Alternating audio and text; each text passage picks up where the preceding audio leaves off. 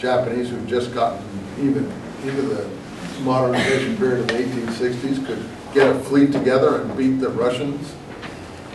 And that's what I told you. Theodore Roosevelt went out there and got the Nobel Prize for making peace among them at that time. Anyway, it may interest you to look into some of those things if you like history. But in any case, that was after this. There was a huge reaction to the assassination. And I think there were pogroms even in Odessa where Pinsker felt fairly secure. And this turned him into a Zionist. And he became a leader of a movement. See it on page 181. That's very important for our purposes.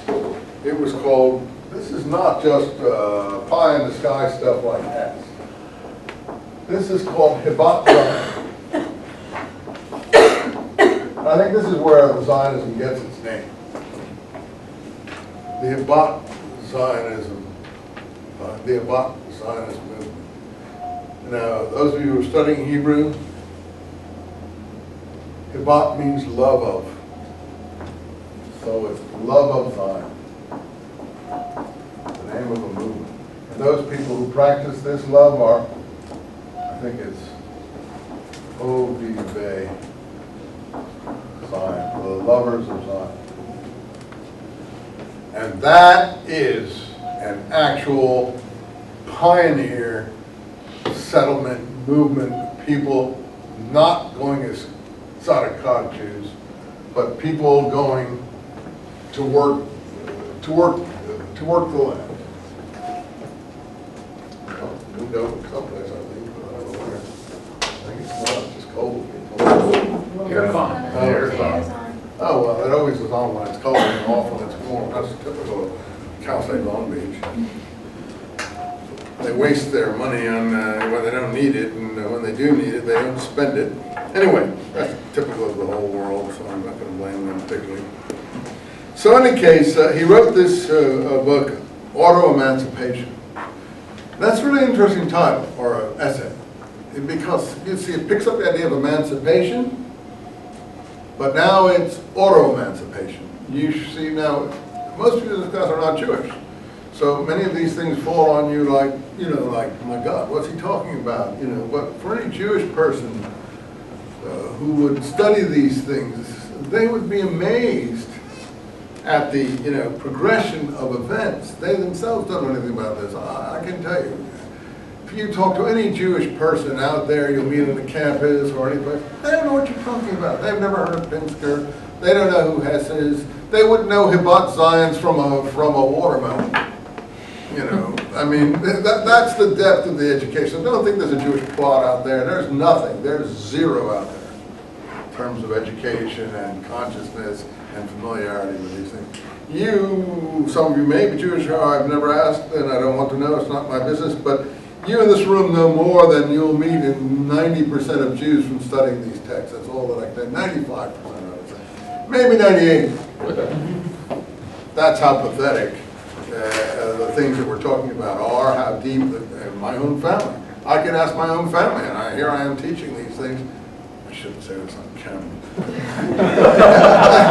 They'll hear me. They wouldn't know any of these people. They wouldn't know just one of my sons might. They wouldn't know any of these people or any of these movements or any of these. And you say, well, you're really negligent. There's nothing you can do against modern culture. You can't do it unless you beat them down like Hasidism does. Yeah. Are you talking about Jews primarily in America, or are you talking about... Yeah, Jews you'll meet here on the college campus or in Southern California. I'm not talking... in Israel they may know a little more. They will, because this is part of the thing that they'll study in their schools. Because in California, Chicago, even New York. Pinsker, who's he? What's auto-emancipation? Never heard of it. Haven't got a clue what it is. That's what I'm going to the class who they'll meet. That they know more than the average Jew that they will meet on these subjects. And yet this is a Jewish, supposedly, movement. Okay. An appeal to his people by a Russian Jew. He quotes Hillel, a famous thing that the rabbis are always quoting, "If I am not for myself, who will be for me? And if not now, when?" And so now the Jews have learned to endure the cry again of hep hep, as their father did in days gone by. I told you what hep hep means. No, I shouldn't tell you, but since Borat is telling everyone everything now, I might as well do something to counter it. Borat is the worst thing for anti-Semitism that God ever even imagined, as we discussed last time. I mean, sophisticated people know they'll have a good laugh because he's funny in many ways, but the average sort of dodo who goes to see the Borat will imbibe some of these things they've never heard before. So it's pretty gruesome, but he doesn't care. He's just rolling in the money like Mel Gibson did. So the two of them should go and get in the hot tub together.